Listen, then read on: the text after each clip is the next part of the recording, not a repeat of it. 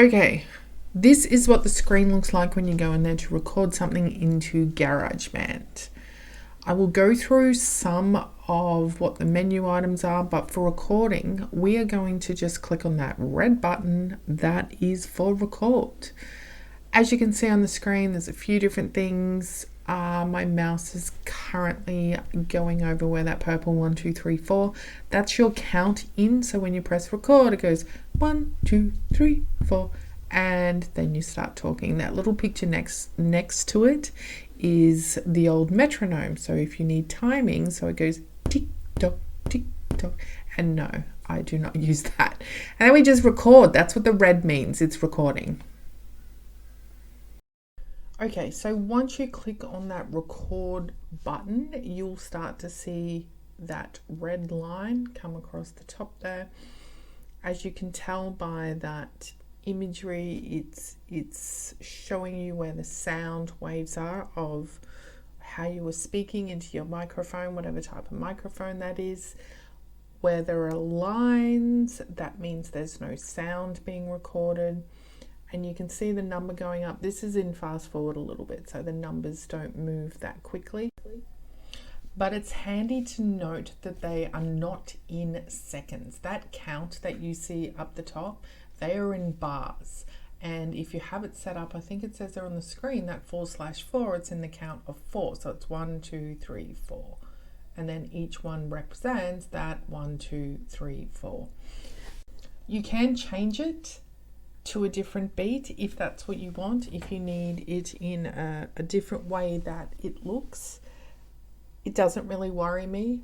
I just record. I think it's probably more important when you're actually creating music and you're trying to allow it to match up to the beat or whatever it is that you are creating musically. Now, as you can see, this is no longer red, it is blue. That means I've finished recording. So what happens is when I'm finished recording, I will go through and listen to it. It can be intensive if you have a bit of editing to do, because I know though that when I am recording my podcast, I know if it is going to be one that requires a lot of editing, or if it's going to be one that was pretty good when I spoke it and I only need to take a few bits out.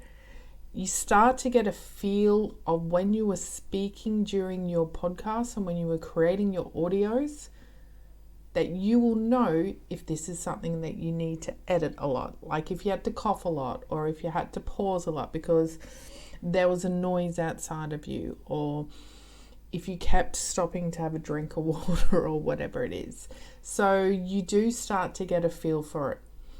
If there is a part in the podcast when I'm speaking and I know I need to edit it in some way, I will make a long pause, or I will pause the video and continue on so that it reminds me when I look at it, I better look at that. That's definitely something I need to edit, because you can miss it even when you're going through the whole thing and if you're multitasking or doing something else. So I just go through.